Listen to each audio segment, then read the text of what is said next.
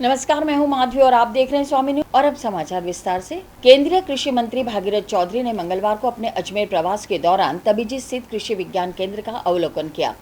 कृषि विज्ञान केंद्र के अध्यक्ष एवं वरिष्ठ वैज्ञानिक धर्मेंद्र सिंह भाटी ने केंद्र की गतिविधियों से अवगत कराया। कृषि विज्ञान केंद्र में उन्होंने खरगोश पालन इकाई, कुक्कुट पालन, एजोला उत्पादन, सिरोही बकरी पालन, सोलर स्पेयर, ड्रोन द्वारा स्पेयर, नेपियर घास, गिर गाय पालन, गोमूत्र संग्रह, लघु दाल मिल, लघु तेल मिल, सोलर ड्रायर तथा बीज विधायन केंद्र का निरीक्षण कर अधिकारियों के साथ चर्चा की। केंद्रीय कृषि मंत्री श्री भागीरथ चौधरी ने मंगलवार को अपने अजमेर प्रयास के दौरान तबीजी स्थित कृषि विज्ञान केंद्र का अवलोकन किया। कृषि विज्ञान केंद्र के अध्यक्ष एवं वरिष्ठ वैज्ञानिक श्री धर्मेंद्र सिंह भाटी ने केंद्र की गतिविधियों से अवगत कराया। कृषि विज्ञान केंद्र में उन्होंने खरगोश पालन इकाई, कुक्कुट पालन, एजोला उत्पादन, सिरोही बकरी पालन, सोलर स्पेयर, ड्रोन द्वारा स्प्रे, नेपियर घास, गिर गाय पालन, गौमूत्र संग्रह, लघु दाल मिल, लघु तेल मिल, सोलर ड्रायर तथा बीज विधायन केंद्र का निरीक्षण कर अधिकारियों के साथ चर्चा की। इन नवीनतम तकनीकों को खेत तथा किसानों तक पहुंचाने के निर्देश प्रदान किए। गौवंश को चारा खिलाया। प्रधानमंत्री रोजगार सृजन कार्यक्रम के अंतर्गत आयोजित बकरी पालन प्रशिक्षण में पशुपालकों के साथ संवाद भी किया। उनके साथ श्री कर्ण नरेंद्र कृषि विश्वविद्यालय जोबनेर के कुलपति डॉक्टर बलराज सिंह, प्रसार शिक्षा के निदेशक श्री सुदेश कुमार, भारतीय कृषि अनुसंधान परिषद अटारी के निदेशक डॉक्टर J.P. मिश्रा, जिला परिषद सदस्य श्री महेंद्र सिंह मजेवला भी थे। देखिए, हमारा देश कृषि प्रधान देश है।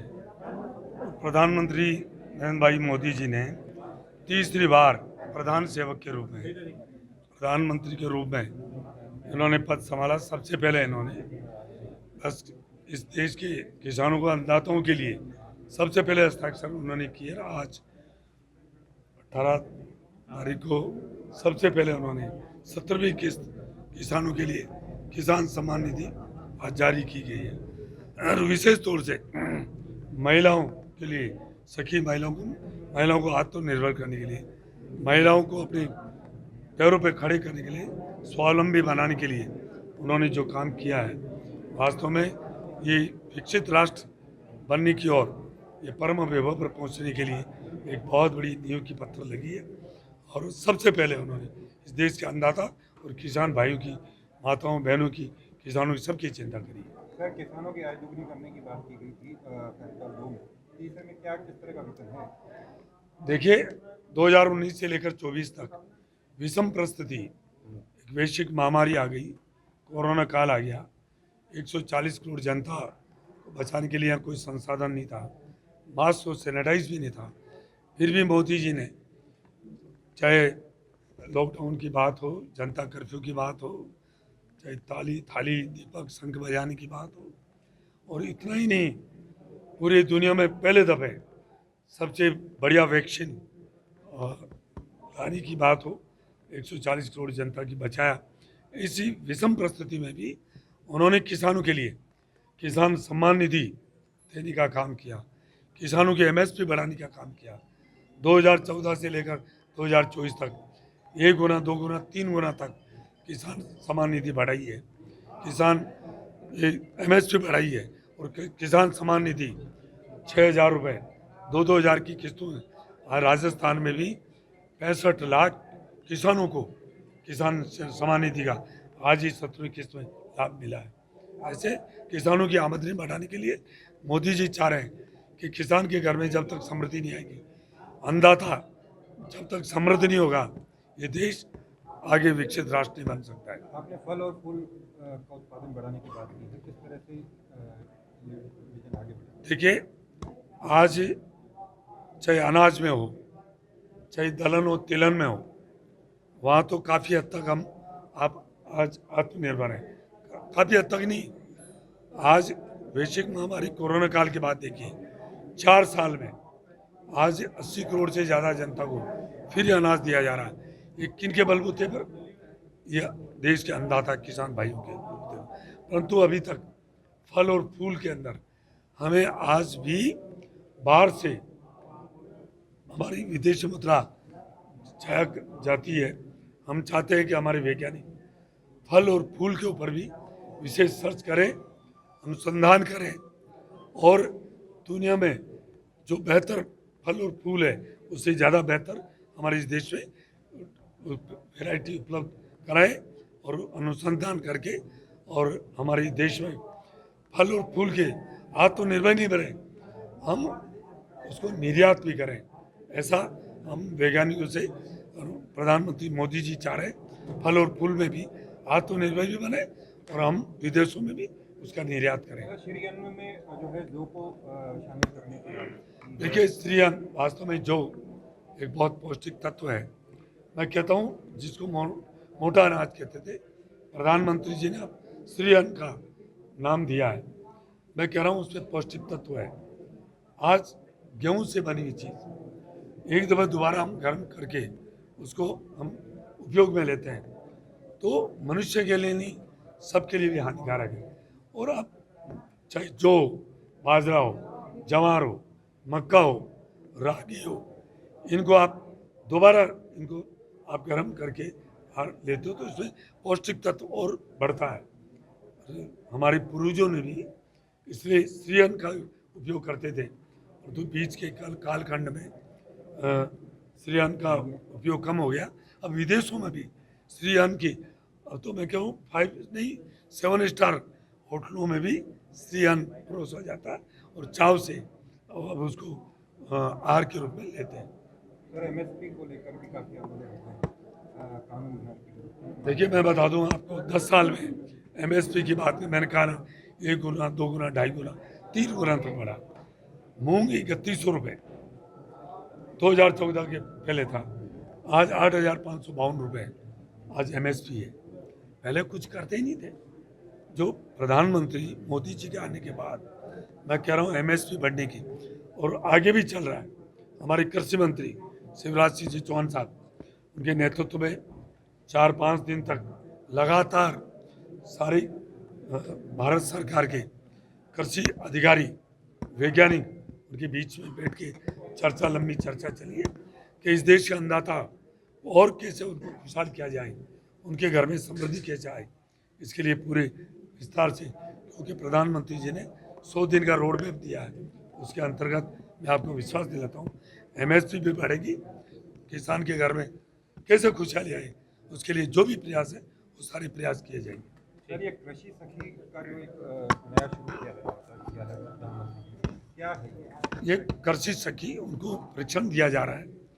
उनको आज देखिए किसान सम्मान निधि में भी मैं कह रहा हूँ अधिकतर महिलाएं हैं। आज कृषि जो खेती है जो महिलाओं के नाम से है, ज़्यादातर उनके नाम से है। तो ये किसान सम्मान निधि में भी आप देखिए महिलाएं ज़्यादा है। ऐसे कृषि सखी के रूप में महिलाओं को प्रशिक्षण देकर उनको आत्मनिर्भर बनाने के लिए, चाहे खेती हो चाहे पशुधन हो। आयकर दाताओं को आयकर से जुड़े नवाचारों, आयकर की समझ एवं आयकर से जुड़ी समस्याओं के समाधान हेतु आयकर विभाग अजमेर द्वारा 23 से 25 जून 2024 तक टैक्स पेयर हब का आयोजन आजाद पार्क अजमेर क्लब के नजदीक किया जाएगा। टैक्स पेयर हब का आयोजन भारत सरकार द्वारा पिछले 1 वर्ष में 6 जगहों पर किया जा चुका है। आयकर दाताओं को आयकर से जुड़े नवाचारों, आयकर की समझ और आयकर से जुड़ी समस्याओं के समाधान हेतु आयकर विभाग अजमेर द्वारा 23 जून से 25 जून 2024 तक टैक्स पेयर हब का आयोजन आजाद पार्क अजमेर क्लब के नज़दीक किया जाएगा। टैक्स पेयर हब का आयोजन भारत सरकार द्वारा पिछले 1 वर्ष में 6 जगहों पर किया जा चुका है। ये जगह हैं भागलपुर, कटक, झांसी, विशाखापट्टनम, शिलांग और गोरखपुर। 3 दिवसीय कार्यक्रम के अंतर्गत 23 जून को उद्घाटन समारोह में मुख्य अतिथि श्रीमती अर्चना सिंह, प्रधान आयकर महानिदेशक एवं विशिष्ट अतिथि तारक मेहता का उल्टा चश्मा फेम अभिनेता, हास्य कवि, मंच संचालक एवं लेखक शैलेश लोढ़ा होंगे और राज टंडन, प्रधान मुख्य आयकर आयुक्त राजस्थान की गर्मामयी उपस्थिति रहेगी। जैसा कि आप सभी को पता है कि आयकर विभाग करदाताओं के बीच में जो एक समझ होनी चाहिए उसको बढ़ाने के लिए और आयकर के जो नवाचार जो किए जा रहे हैं उनके बारे में जानकारी देने के लिए पिछले 1 साल से टैक्स पेयर हब का आयोजन कर रहा है। इसमें देश के अंदर अभी 6 बड़े शहरों के अंदर टैक्स पेयर हब का आयोजन किया जा चुका है और 7वें नंबर पर अब राजस्थान के अंदर अजमेर को चुना गया है।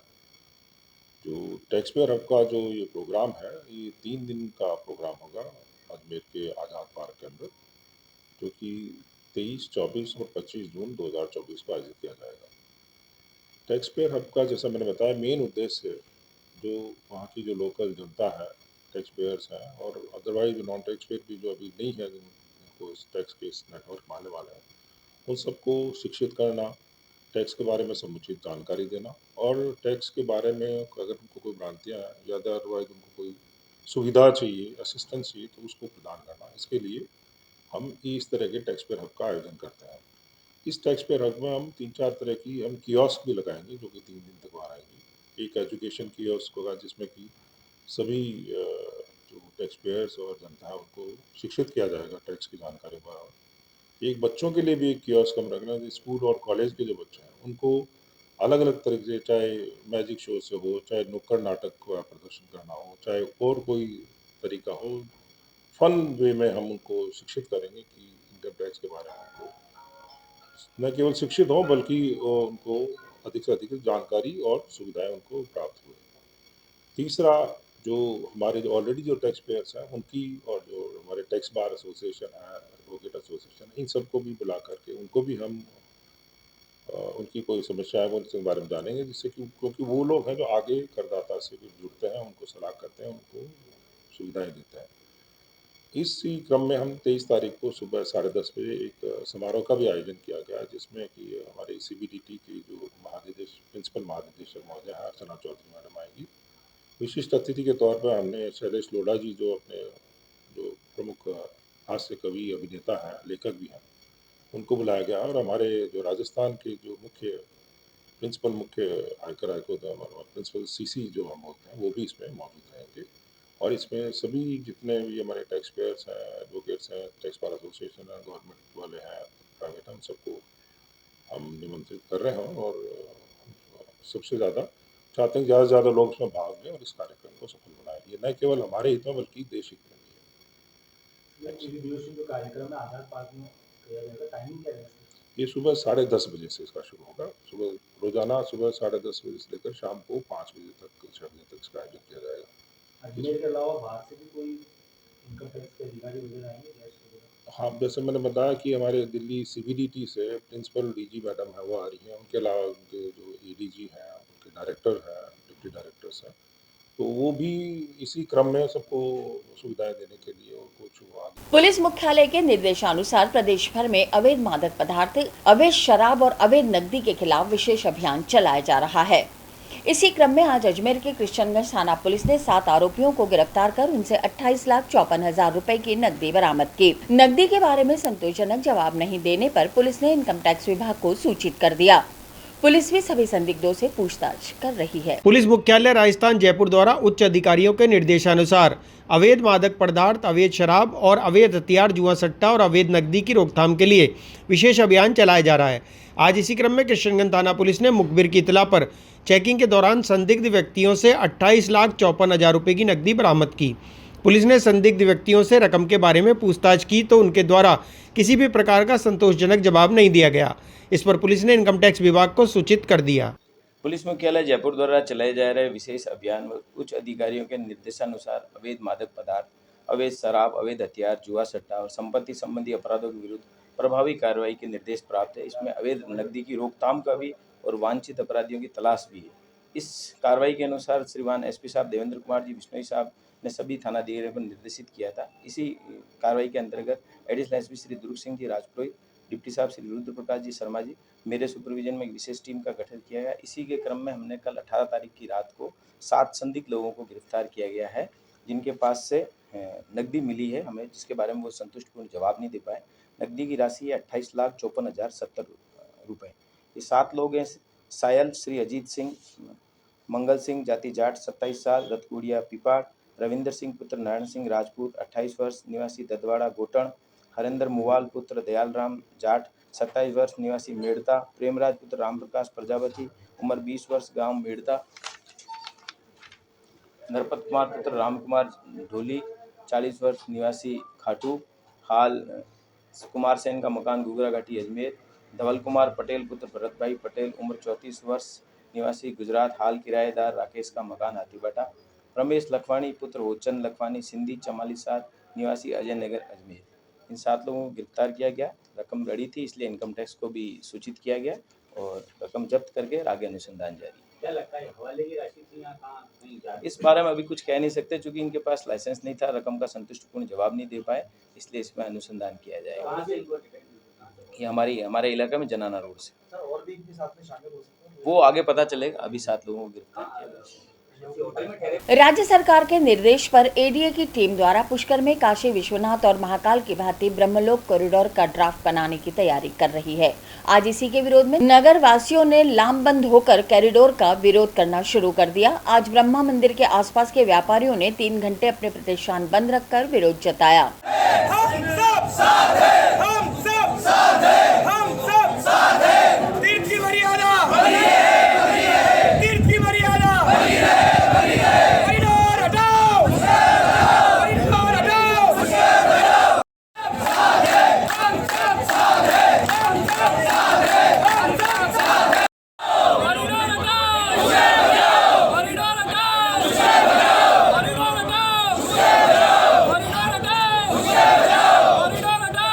एक और जहां राज्य सरकार के निर्देश पर एडीए की टीम पुष्कर में काशी विश्वनाथ और महाकाल की भांति ब्रह्मलोक कॉरिडोर का ड्राफ्ट बनाने की तैयारी कर रही है, तो वहीं दूसरी ओर नगरवासियों ने लामबंद होकर कॉरिडोर का विरोध करना शुरू कर दिया है।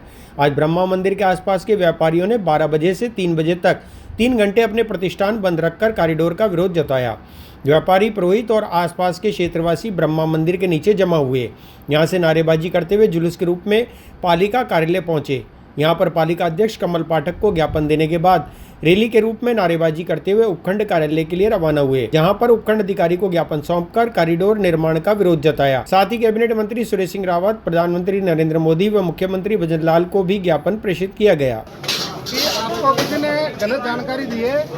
हम पुष्कर के अंदर विकास के नाम पे आपका जो दुकान है कोई भी नहीं हटाएंगे। आपकी जैसा पुष्कर है उसका वैसा ही सुंदरीकरण करेंगे। ब्रह्मा जी का मंदिर लेके और सरोवर तक आपकी जो आशंका है वो बिल्कुल निराधार है। वैसे ही रास्ता चौड़ा हो तो उसको उसी को सुंदर बनाएंगे, घाटों का सुदृढ़ीकरण करेंगे, ब्रह्मा मंदिर को भव्य बना देंगे। हाँ, अगर कोई सरकार को निर्माण कार्य करना है तो खरेगड़ी रोड और लंबी चौड़ी पट्टी वहाँ कर लेंगे। अपना जो खाद्य ग्राम उद्योग है उसके पीछे जमीन वहाँ कर लेंगे, मेला ग्राउंड पड़ा है वहाँ कर लेंगे। तो आप जो पूरा अपना पुराना जो पुष्कर है उसके स्वरूप को अपने छेड़छाड़ नहीं करेंगे, आप चिंता ना करो। और जो भी काम करेंगे आपको पूछ के विश्वास में लेके करेंगे। मैं तो आप के लिए कर रहा हूँ, बस जो भी काम करेंगे वो पुष्कर के लोगों के लिए ही होगा, पुष्कर के लिए ही होगा। तो इसलिए किसी प्रकार की कोई आशंका जो फालतू में इधर उधर की बातें कर रहे हैं, अभी तो कुछ प्लान बना ही नहीं है। अभी तो प्लान बनेगा, फिर आप सबको दिखाएंगे, फिर आपकी सहमति लेंगे, उसमें आपकी सहभागिता होगी। आप हाँ करोगे तो ही करेंगे, ठीक है। और आपकी मांग पे ही कर रहे हैं हम, तो आप पुष्कर विकास करो, पुष्कर में ये करो, तभी करो। पुष्कर में कॉरिडोर निर्माण को लेकर आज पुष्कर के जो लोकल व्यापारी लोग हैं उनके द्वारा एक ज्ञापन दिया गया। इसमें उनकी मांग है कि पुष्कर जो है उसमें जो कॉरिडोर का विकास अगर ऐसा कुछ किया भी जाए तो उनके जो व्यावसायिक प्रतिष्ठान है उनको नुकसान, या जो लोग जिन आवासों में रह रहे हैं उस पर उन पर तोड़ फोड़ नहीं की जाए। तो इस संबंध में उनका ज्ञापन था, तो बिल्कुल सरकार तक उनकी बात पहुँचाई जाएगी और जो भी विकास कार्य पुष्कर की रिगार्डिंग किया जाएगा वो लोगों की सहूलियत को ध्यान में रखते हुए किया जाएगा। पुष्करवासी को पहले प्राथमिकता दी जाएगी उसके अंदर, उसी को ध्यान में रखते हुए विकास कार्य किया जाएगा। अभी तक सर ये कॉरिडोर का जो मामला है कहाँ तक पहुँचा है? अभी इनिशियल स्टेज में है, इसके लिए प्लानिंग फेज में भी चल रहा है कि क्या क्या विकास कार्य उसमें लिया जाना चाहिए और किस तरीके का, किस मॉडल के रूप में इसका विकास किया जाना चाहिए। तो उसके संबंध में प्लानिंग फेज में है। इसके संबंध में कल एक विस्तृत जो है मीटिंग माननीय कैबिनेट मंत्री महोदय भी कल 11 बजे एडीए परिसर में लेंगे। वो भी इसका प्लान चौकआउट किया जा रहा है कि इसकी क्या रूपरेखा होनी चाहिए, क्या क्या विकास कार्य इसमें होना चाहिए। जैसे कोई जनता से राजकुमारी करने का कोई बिल्कुल नहीं है। इस स्टेज में इसमें ये भी रखा जाएगा कि भाई पब्लिक की जो है, पब्लिक की सहूलियत, पब्लिक की राय को ध्यान में रखा जाएगा। जो पुष्करवासी हैं उनको भी परेशानी नहीं हो, जो श्रद्धालु लाखों की संख्या में यहाँ हैं उनको भी अच्छी से अच्छी सुविधाएँ प्रदान की जाए। नहीं किया जाए, किसी की संपत्तियां नहीं जानी चाहिए, पेटों के साथ खिलवाड़ नहीं होना चाहिए। जैसे कि अभी की जनता अयोध्या के अंदर हुआ वैसा हमारे साथ नहीं होना चाहिए। यहाँ पे ये कॉरिडोर बनने लायक शहर नहीं है, ये छोटा सा टाउन है। 1 किलोमीटर इधर से इधर कहीं पे भी चले जाओ, 1 किलोमीटर में सब नाप लो, और उसके अंदर कॉरिडोर बनाओगे तो पब्लिक जनता कहाँ जाएगी? अपने बच्चों को लेके इन्होंने चाहे जहाँ निशान लगा दिया, हमारी रातों की नींदें उड़ गई, रोटी अच्छी नहीं लगती, बीवी बच्चों को लेके कहाँ जाएंगे? बुढ़े बुढ़े माँ बापों को लेके कहाँ जाएंगे? हम क्या आत्मदाह करेंगे क्या? मानसिक संतुलन खो बैठे हम। हमारे सामने करो जो भी करना है, तुम्हारे को क्लियर क्या करना चाहते हो, और हमारे पेटों से मत खेलो, हमारी संपत्तियों से मत खेलो। बस किसको ज्ञापन दिया आप? हमने दे दिया, अभी एक चेयरमैन साहब को ज्ञापन दिया, एक एसडीएम साहब को ज्ञापन दिया, और ज्ञापन देने के लिए बैठे, आप देखते रहो। दिया गया क्या आश्वासन मिला गया? आज ब्लॉक कांग्रेस कमेटी पुष्कर द्वारा मुख्यमंत्री जी के नाम उपखंड अधिकारी जी को ज्ञापन दिया गया, जिसमें पुष्कर में प्रस्तावित कॉरिडोर के विरोध में दिया गया। सभी कांग्रेस जन ब्लॉक कांग्रेस के पदाधिकारी, पूर्व पार्षदगण, वर्तमान पार्षदगण, सभी पदाधिकारियों ने आकर उपखंड अधिकारी को ज्ञापन दिया, जिसमें पुष्कर तीर्थ में जो प्रस्तावित कॉरिडोर है, उस कॉरिडोर के निर्माण के संबंध में पूरी जानकारी सभी लोगों को, पुष्कर वासियों को उपलब्ध कराई जाए। दूसरी बात हमने मांग रखी कि पुष्कर में जो प्रस्तावित कॉरिडोर है वो पुष्कर तीर्थ सरोवर का किया जाए, पुष्कर सरोवर का किया जाए, जिसमें 52 घाट है। आने वाले सभी श्रद्धालुओं को सभी तरह की समुचित व्यवस्थाएं दी जाए। पुष्कर में जो गंदा सीवरेज का पानी जा रहा है उसकी रोकथाम की जाए, एवं पुष्कर सरोवर में हमेशा जल पूर्ण रूप से भरा रहे और स्वच्छ रहे, निर्मल रहे। क्या आश्वासन मिला? उपखंड अधिकारी जी ने कहा कि आगे ये आपका ज्ञापन भिजवा दिया जाएगा। आपका नाम? संजय जोशी, अध्यक्ष ब्लॉक कांग्रेस कमेटी पुष्कर। आज ये जो विरोध चल रहा है, ये जो पुष्कर में कॉरिडोर बन रहा है, ये इसका विरोध है, क्योंकि पुष्कर जो तीर्थ नगरी है, ये जल प्रधान तीर्थ नगरी है, ये मंदिर प्रधान तीर्थ नगरी नहीं है। जैसे ये उज्जैन के अयोध्या के माध्यम से जो पुष्कर में कॉरिडोर लाना चाह रहे, तो उज्जैन वो जो अयोध्या है वो मूर्ति प्रधान तीर्थ है, ये जल प्रधान तीर्थ है। और इस कॉरिडोर से यहाँ हजारों घर, हजारों दुकानें टूटेगी, हजारों लोग बेघर होंगे, उनके व्यापार पे हानि पड़ेगी। तो हम सब लोग मिलके व्यापार संगठन, सर्व प्रकार के समाज, हर जाति समाज के वर्ग आज यहाँ मौजूद हुए हैं। तो हमने पालिका अध्यक्ष को यहाँ कॉरिडोर हटाने के लिए ज्ञापन दिया है, और अब ये ज्ञापन एसडीएम साहब को, कलेक्टर साहब तक पहुँचा दिया जाएगा। हम सबका जनहित भावना का विरोध करते हैं हम कि कॉरिडोर ना बने और ऐसे व्यवस्था यहाँ रखें। मार्केट कहाँ से कहाँ बंद रखा गया? मार्केट आज कपालेश्वर से ब्रह्मचौक तक बंद रखा गया है, क्योंकि यही मार्किंग करके पूरा जो एरिया है ध्वस्त करने के लिए कहा गया है। तो इसी विरोध में आज सब लोग ने सामूहिक रूप से प्रदर्शन किया है। पालिका अध्यक्ष को हमने ज्ञापन दिया है, वह एसडीएम साहब को ज्ञापन देगा। मैं मधुसूदन पाराशर, NSY अध्यक्ष पुष्कर। ये कॉरिडोर यहाँ पर पूरा जनता का समर्थन है, और ये कॉरिडोर यहाँ पर बनना ही नहीं चाहते हैं। ये पूरी पब्लिक, पूरा पुष्कर की जनता चाहती है, ये किसी भी हालत में कॉरिडोर बनना नहीं चाहिए। तो इस तक है, नाम होगा गिरी पुष्कर।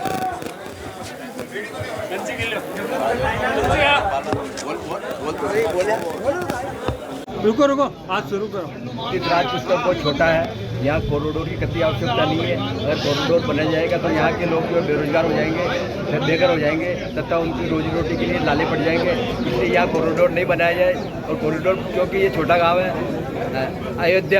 अयोध्या की तरह, काशी की तरह, मथुरा तक यहाँ पब्लिक की आवक नहीं है, इसलिए यहाँ कॉरिडोर नहीं बनाया जाए, ये हमारी सबकी मांग है।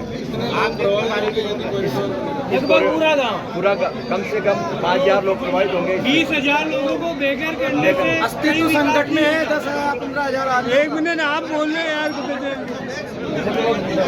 लगभग पूरा गाँव। लिव इन रिलेशन में रह रहे एक प्रेमी जोड़े ने आज पुलिस अधीक्षक के समक्ष उपस्थित होकर जान माल की सुरक्षा की मांग की। प्रेमी जोड़े ने बताया कि उनके परिजनों द्वारा उनसे पैसों की डिमांड की जा रही है और पैसा नहीं देने पर उन्हें धमकियां भी दी जा रही हैं। आज इसी संबंध में प्रेमी जोड़े ने पुलिस अधीक्षक के समक्ष न्याय की गुहार लगाई। आज एक प्रेमी जोड़े ने पुलिस अधीक्षक के समक्ष उपस्थित होकर जान माल की सुरक्षा की गुहार लगाई। प्रेमी जोड़े ने जानकारी देते हुए बताया कि वे दोनों एक ही समाज के हैं और लिव इन रिलेशन में रह रहे हैं, लेकिन लड़की के परिवार द्वारा 5 लाख रुपए की मांग की जा रही है और पैसे नहीं देने पर धमकी भी दी जा रही है। आज इसी मामले को लेकर दोनों ने पुलिस अधीक्षक के समक्ष उपस्थित होकर न्याय और सुरक्षा की गुहार लगाई। हमारी मुलाकात नसीराबाद हुई थी, मेरे भाई की शादी, वहाँ पे मिले थे हम, और फिर उनसे बात होने लग गई, फिर हम मिलने लगे। लिव इन रिलेशन कैसे मिले आप? हम इनसे शादी में मिले थे और लिव इन रिलेशन में 1 महीना हो गया अभी। तो फिर मस्जिद में शादी करी आपने? हाँ, अपनी मर्जी से। अब क्या दबाव आता है शादी करने के बाद? अब क्या दबाव है? कौन परेशान कर रहा है आपको? क्या दबाव आता है? कौन परेशान कर दिया? मम्मी पापा कर रहे हैं, बोल रहे कि इतने पैसे दो 5 लाख। आपके मम्मी पापा? हाँ, कौन मांगे 5 लाख?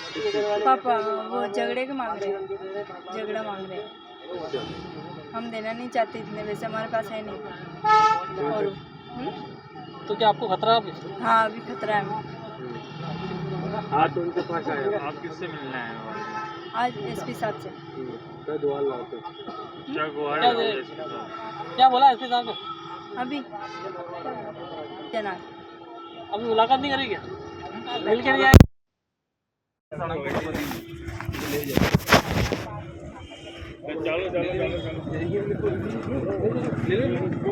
प्लीज बोल भाई, बताइए क्या मामला है?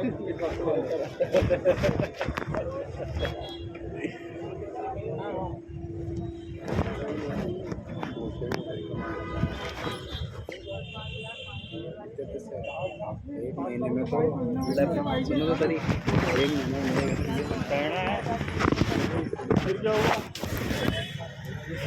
हमारा वो हमारे मतलब हम नसराबाद में आए थे और हमारी एक मुलाकात हुई थी इनसे, फिर हम शादी भी कर लिए थे।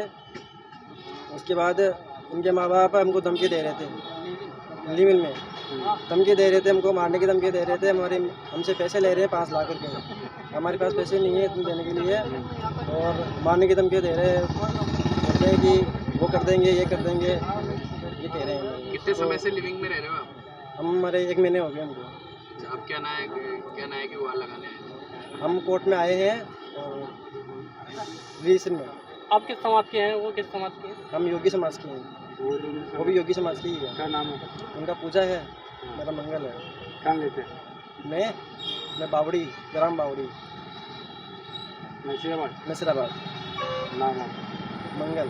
पुलिस अधीक्षक के निर्देशानुसार शहर में यातायात व्यवस्था को सुदृढ़ करने के लिए दिशा निर्देश देते हुए आज इसी क्रम में यातायात निरीक्षक द्वारा घूघरा घाटी के पास नो एंट्री में खड़ी बसों का चालान बनाया गया।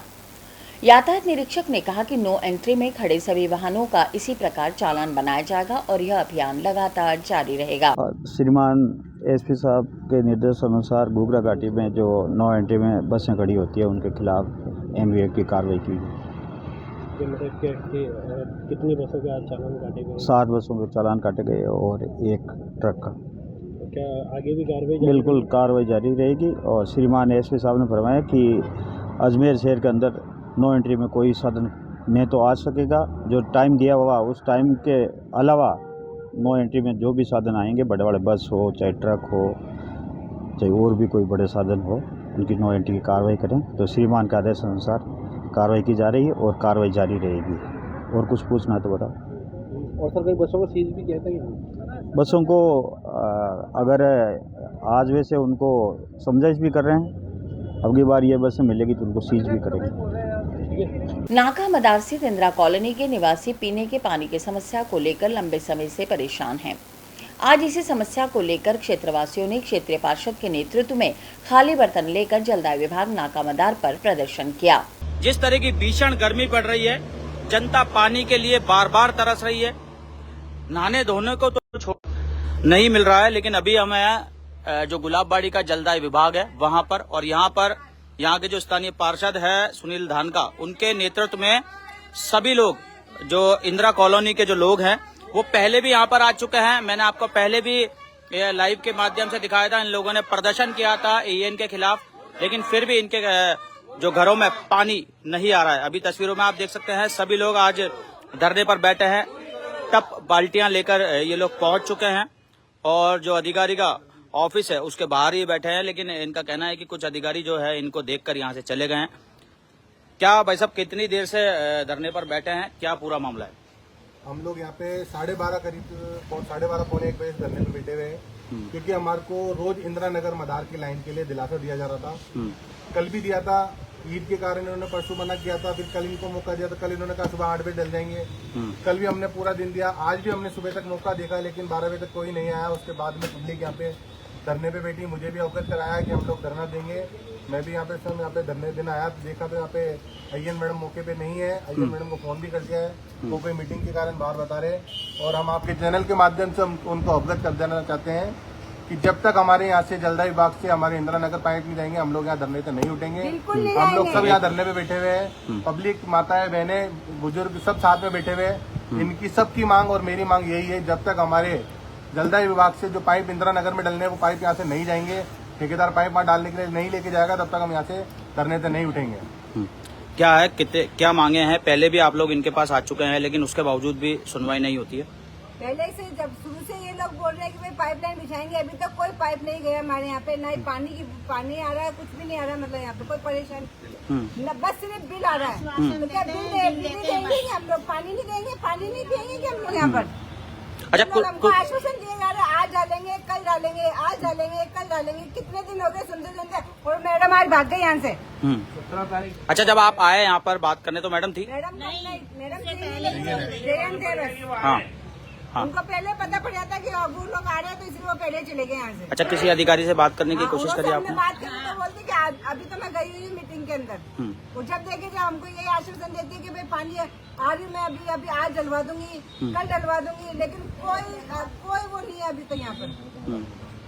और वो जलदाय विभाग वाले बोल रहे हैं कि पाइप तुम लेके चले जाओ। हम कैसे लेके चल जाओ?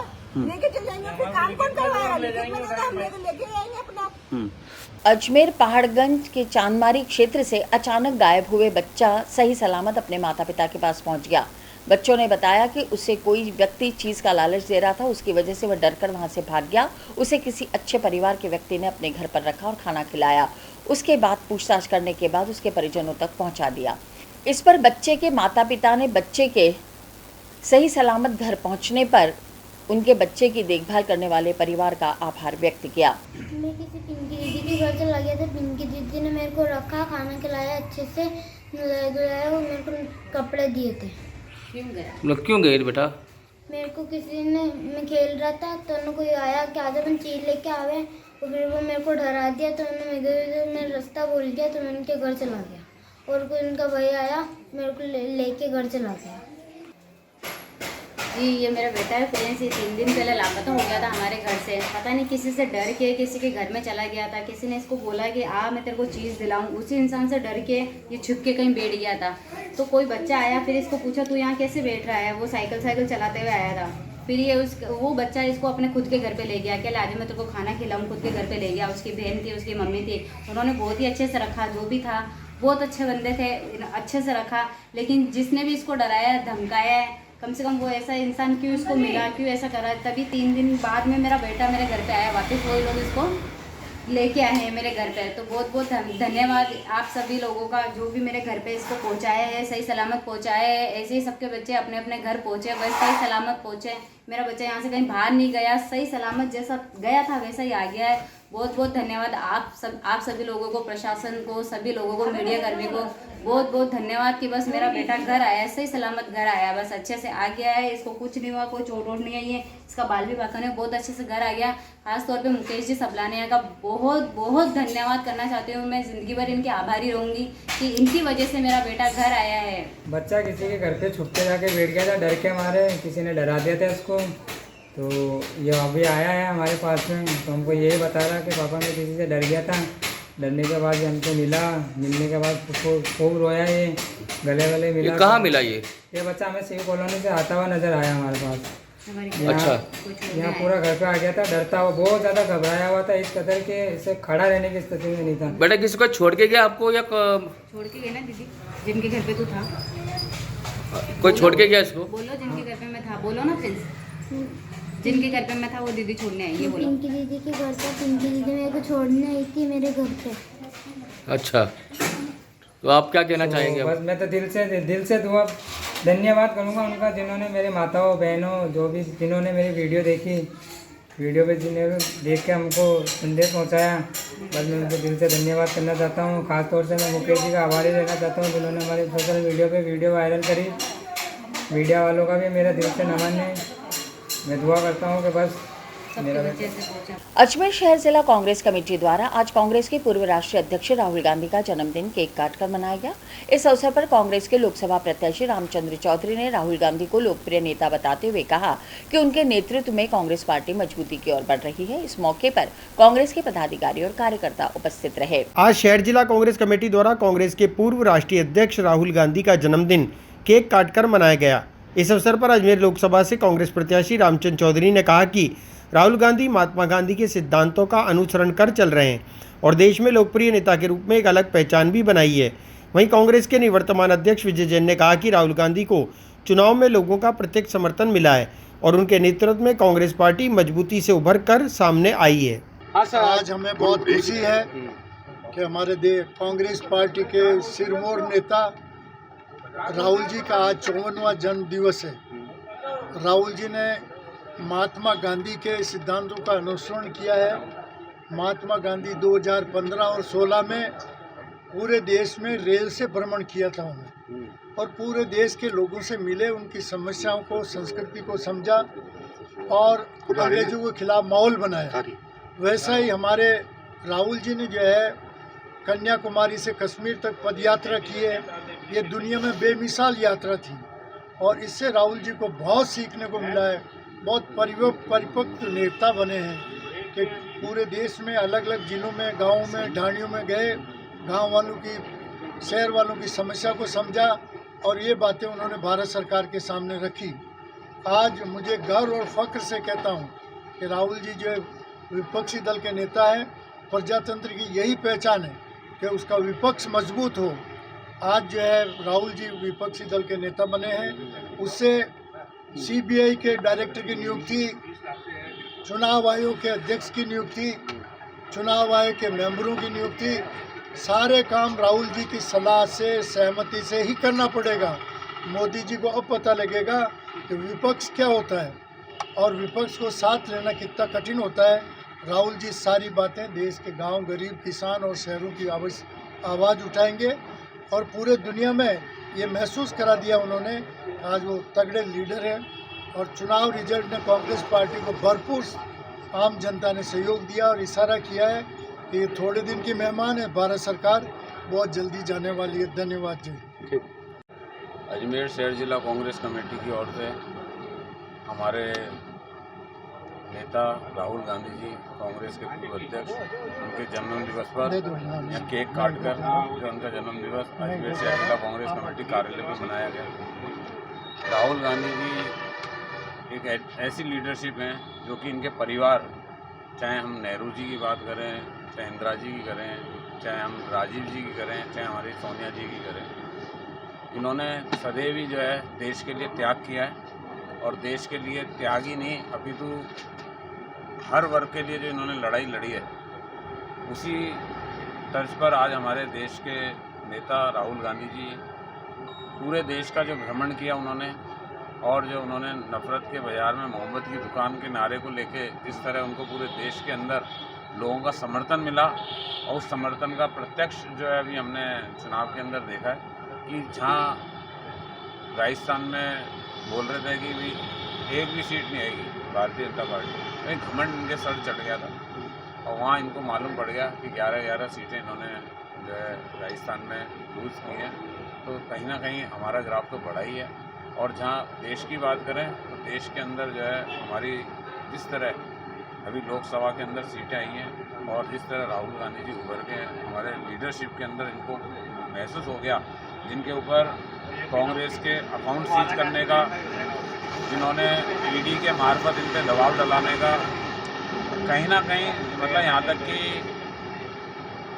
इनके ऊपर केस लगा के कोर्ट की तरफ से भी जो है इनके ऊपर दबाव बनाया गया।